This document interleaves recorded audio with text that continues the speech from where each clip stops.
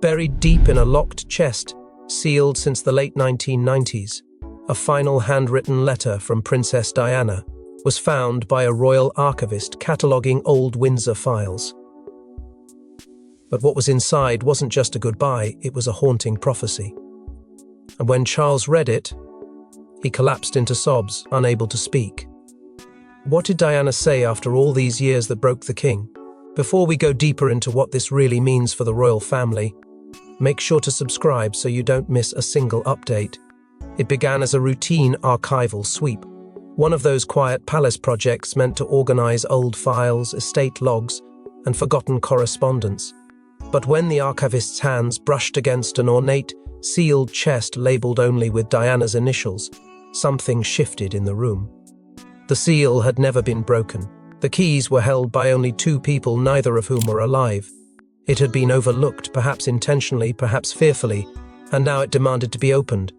Protocol required discretion, but whispers spread quickly, and when its contents were catalogued, one item sent a chill through the entire staff. An envelope. Ivory-coloured, worn but pristine, and in Diana's unmistakable handwriting for Charles, when he is ready. The archivist reported the finding up the chain, uncertain whether to share it with the king. The letter's existence was unknown to even Diana's closest former aides. It had not been part of her will, nor mentioned in any legal record. But the moment the words reached senior officials, the mood inside Windsor turned. A decision had to be made, should Charles be told. Advisors were split. Some believed it was a sacred matter, private, painful, best left buried. Others insisted the king had a right to know. In the end, the choice was left to William. And William, carrying the weight of his mother's ghost and his father's guilt, gently persuaded his father to open it. Charles hesitated. For hours, perhaps longer. He held the letter in his hand but couldn't summon the courage to read it. The envelope sat on his desk in silence, as the walls around him seemed to listen. When he finally opened it, he did so alone. Not in a grand room, not with an audience, but in stillness. And within minutes the silence was shattered. Aides would later say they had never heard the king cry like that, not in decades. His weeping echoed down the hall. One footman reportedly dropped a tray. The king didn't speak, he didn't explain. He simply folded the letter again, pressed it to his lips, and disappeared from public sight for 3 days. The entire palace held its breath. No one knew what Diana had written, only that it had shattered the monarch in a way no scandal, no betrayal, no loss ever had. William stood outside the chamber for hours, waiting. Catherine stayed close, refusing interviews, knowing whatever had surfaced was about to alter everything. This wasn't just a letter, it was Diana's final truth, and it had finally found its target. But the real question wasn't how Charles reacted, it was what Diana had written that shattered him beyond repair. The handwriting was unmistakably hers, the tone so calm it was chilling. Diana's final letter wasn't filled with anger, but with devastating clarity. A woman who knew what was coming, and who understood the games surrounding her better than anyone ever realized. The letter was dated just 4 days before the crash in Paris. The ink had not faded, the folds still sharp, as though it had been waiting, frozen in time, for the right moment to strike. It began not with blame, but with a kind of quiet resignation. Diana spoke of the unspoken war. She had endured one not fought with swords or scandal, but with isolation, manipulation, and whispers in rooms she was never allowed to enter. She wrote of smiles that meant nothing, nods that concealed daggers, and a system so polished in public, yet so merciless behind closed doors. She called it a palace of smoke, not stone. And through every line, the weight of what she feared became clearer. She confessed her growing anxiety, her sense that she was being watched, monitored, perhaps even followed. She didn't accuse, she didn't name, but her words hovered on the edge of warning. If anything happens to me, know that it was never an accident of chance. That sentence alone, nestled deep in the middle of the letter, turned cold the blood of those who read it. She feared, not the public, not the press, but the silence within her own walls. A silence too controlled to be natural, too precise to be coincidence. But then came the heart of the letter, her message to her sons. It was soft but firm, a mother's voice cutting through decades of royal noise. To William, she wrote of duty, of kindness, of the cost of holding power too tightly. She urged him to guard his heart. The crown is not your soul. Do not let it swallow you. To Harry, she spoke differently, more protectively, more urgently. She warned him that he would be tempted by escape and that the system would never forgive disobedience. They will try to tame you. Let them fail. To Charles, she offered something unexpected: forgiveness. She didn't justify the past, nor did she excuse his choices, but she wrote of understanding, of knowing the pressures he faced. Yet she ended that section with a warning: if you do not shield them from the machine, it will break them. And that will be on you. The line was neither cruel nor kind. It was final, a verdict wrapped in grace. And finally, she closed with a sentence so cryptic, so prophetic, that it would come to define the chaos that followed its discovery. You will weep the day truth finds light. No signature, no flourish, just that single sentence etched into the last breath of her pen. A prophecy written in grief, a trigger waiting for the right hands to open it. And now, decades later, the truth had found light, and it was just the beginning of the fire it would ignite.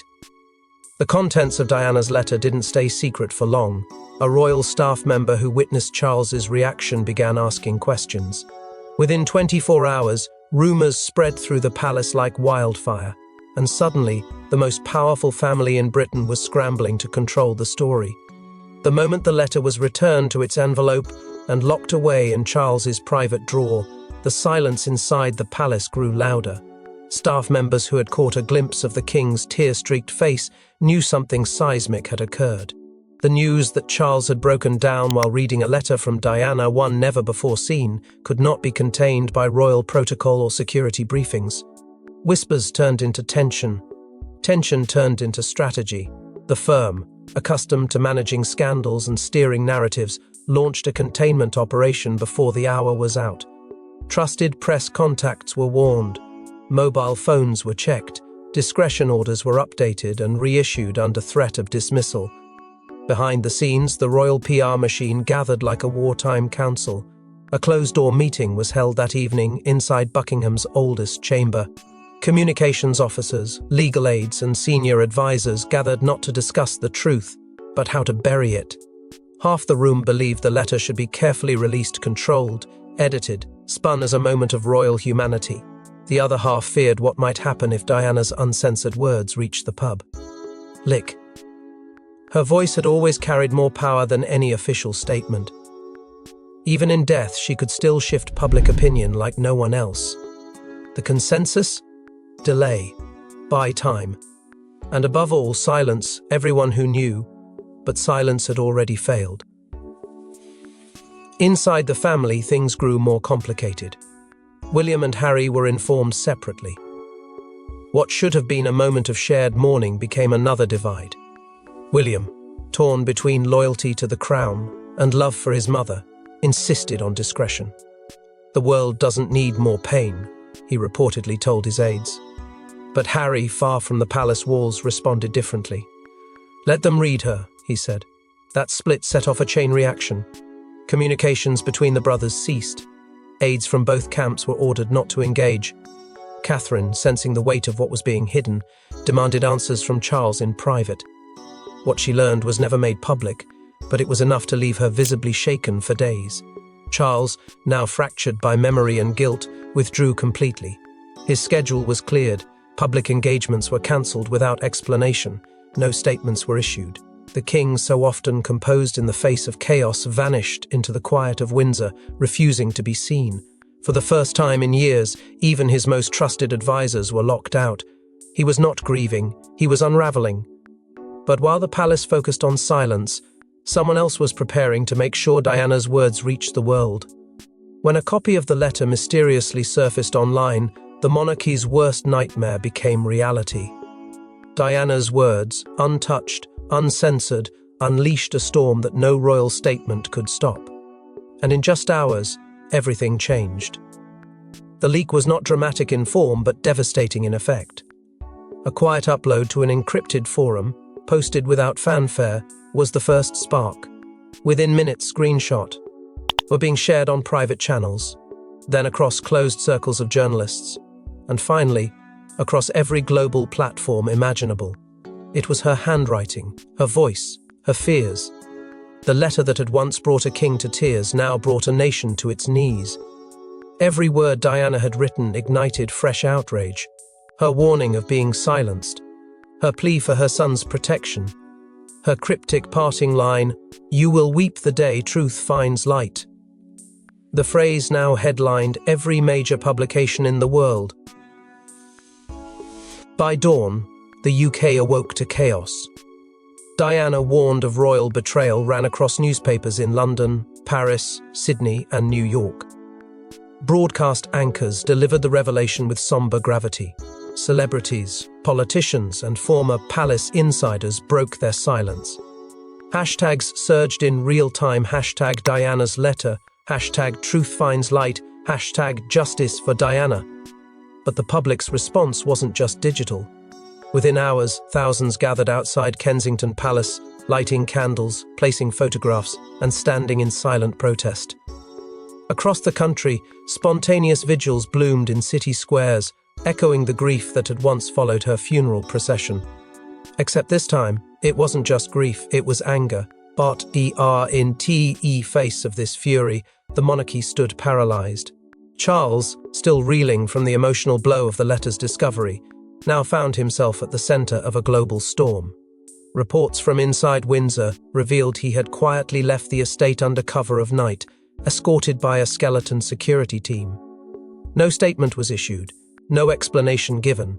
He had disappeared, not just from public view but from his throne. And the silence only made things worse. Cami, LA, already a polarizing figure in Diana's history, now became the target of a renewed wave of public disdain. Protesters held signs naming her as the symbol of what Diana had warned against. Royal staff remove. Floral tributes marked with accusations from the gates of Buckingham. But they couldn't remove the shift in public perception.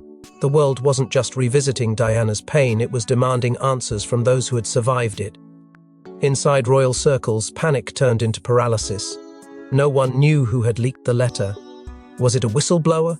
A member of the royal household? Or someone from Diana's personal archives long ago?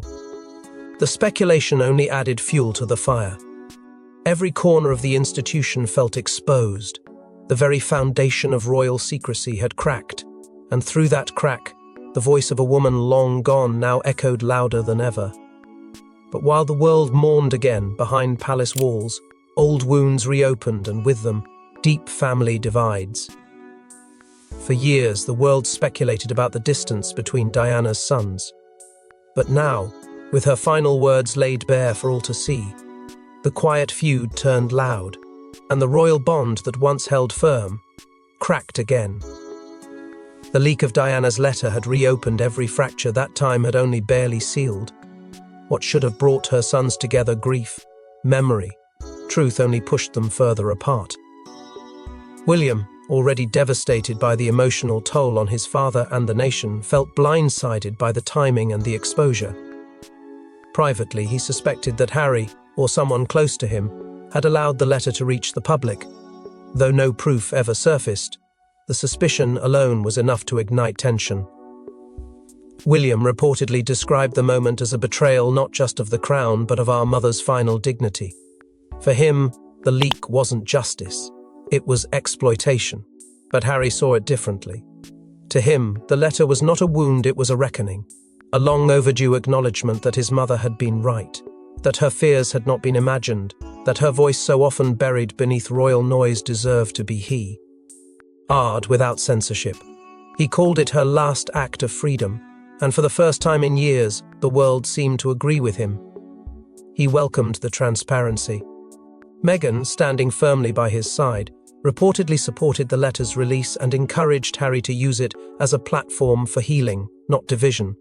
But that only further deepened the chasm. Within days, an audio transcript of a heated phone call between the brothers was leaked to a tabloid. The authenticity was never confirmed, but the tone was undeniable. One voice accused, the other defended. What should have remained, a private dispute, now played out like a global spectacle. Catherine, sensing the volatility, urged William to pull back from public view. Together they retreated from the cameras, hoping to stabilize the narrative, but also fearing they were losing control of the legacy they had tried so hard to protect.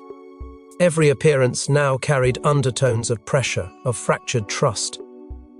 Then, the rumors began of a second letter, one not addressed to Charles but to Harry. Insiders claimed it had been written on the same day, stored separately and never intended for palace eyes. Its contents, according to whispers, were even more incendiary. If the first letter challenged the monarchy's silence, the second allegedly challenged its future. The idea of such a letter existing sent tremors through the palace, and Harry's silence on the matter, that only fanned the flames. Would he release it? Had he already read it? Or was it being saved for something even bigger? And if one letter broke the silence, the next revelation threatened to break the crown itself. In the aftermath of Diana's letter going public, Charles privately recorded a message meant only for his sons, but what he said would later be leaked, and it stunned the nation. The king, raw with regret, admitted a truth that had been buried for decades. He was no longer the composed sovereign the world was used to seeing. At Balmoral, far from the swirling press and the protests echoing through London, Charles sat in front of a discreetly placed camera and pressed record. No advisors, no rehearsed statements, just a father, broken by grief, shattered by guilt, and finally ready to speak. The message was never intended for public ears. It was meant as a private moment for William and Harry, a father's confession, a monarch's reckoning. And in it, Charles didn't just reflect, he unraveled. He began by calling Diana's letter prophetic. He acknowledged that her fears were not the paranoid ramblings the institution had once dismissed. They were, as he said, the painful truth we were too proud to confront.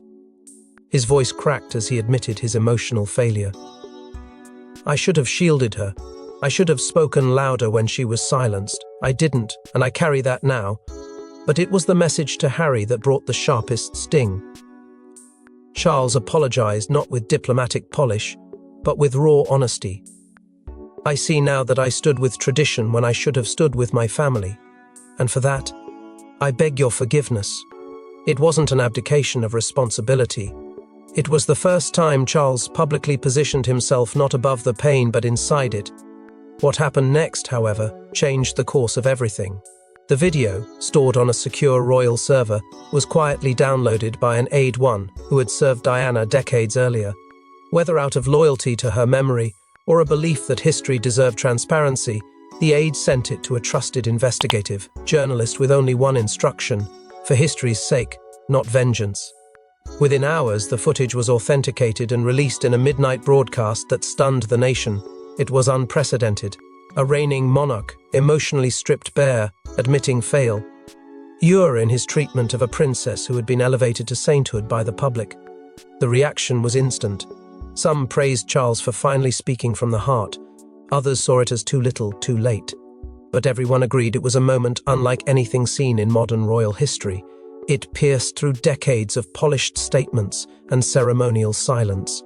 And it left the public divided, but moved. Behind palace doors, the fallout was nuclear. Questions rose like smoke. Who leaked the footage? How did it get past security? And what else remained hidden? Even as Charles withdrew again from public engagements, another rumor began to swell, one too dangerous to ignore. That in the days following the confession, he had privately explored the idea of abdication. Not formally, not officially. But the discussions had started, because for the first time, Charles had done something unimaginable for a king. He had considered whether the crown still belonged on his head.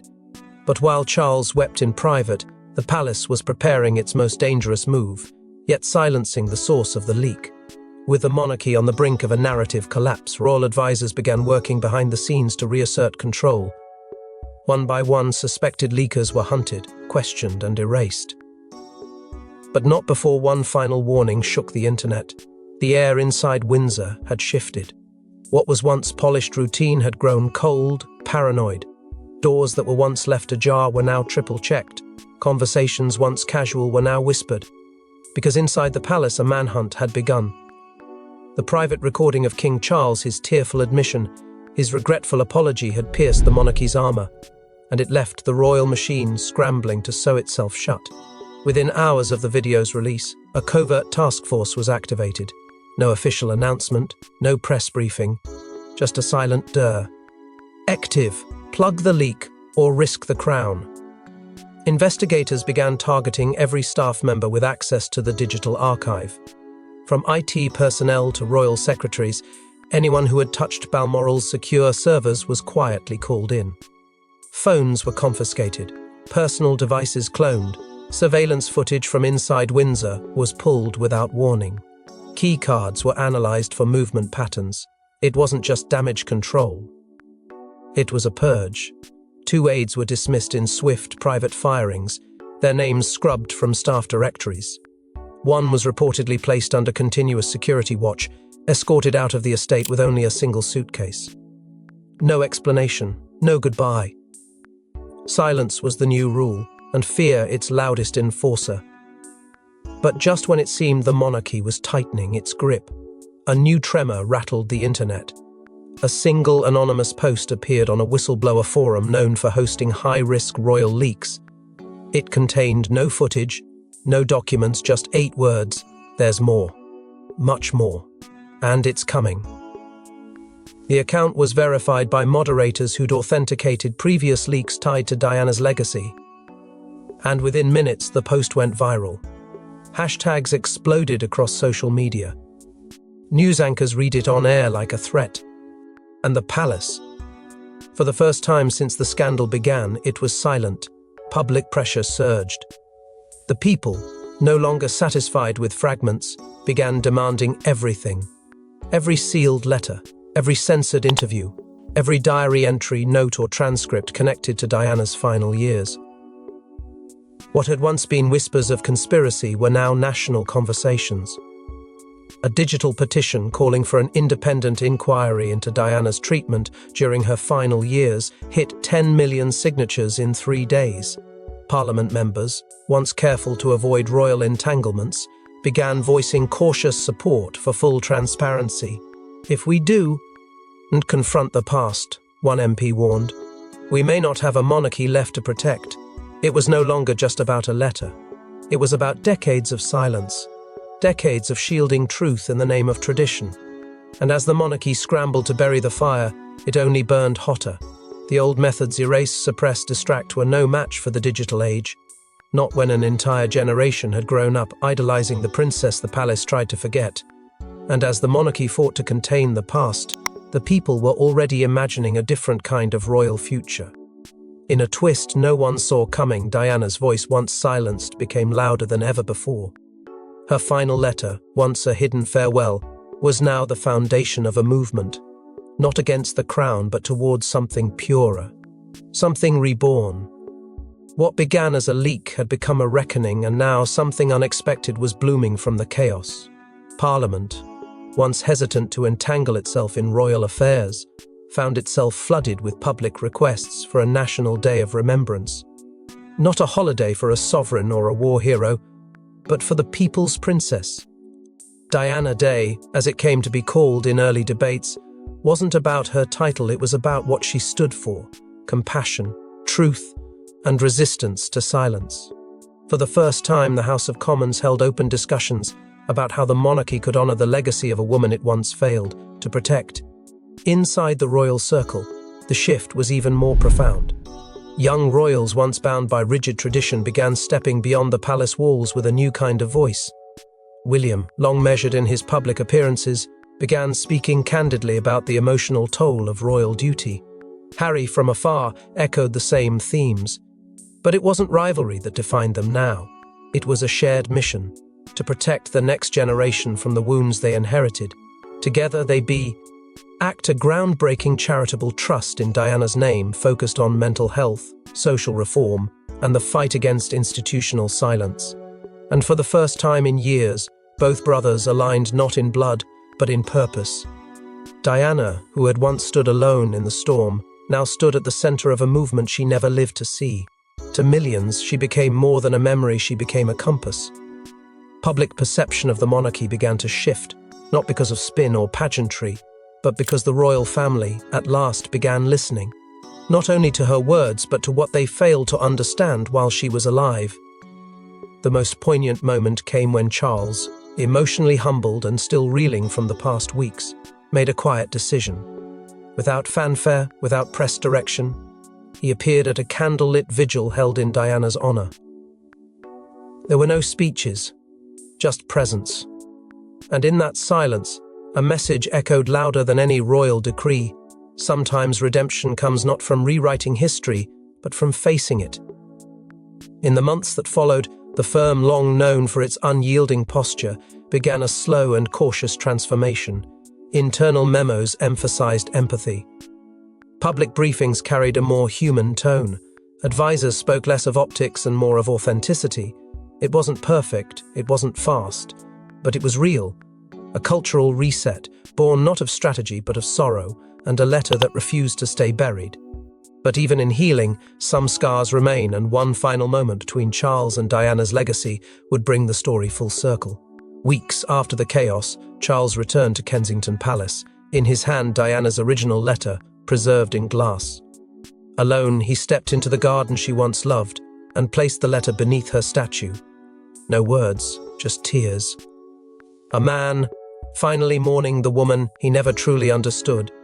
No royal guards flanked him. No staff trailed his steps. There was no media call, no prepared speech, no curated moment for public display. It was a silent pilgrimage, one that Charles had postponed for decades, perhaps out of guilt or fear, or the weight of unresolved love. The media storm had finally quieted, but the noise in his heart had only grown louder. And now, as he stood before the statue of the woman who haunted the monarchy in life and in legacy, he let the silence speak.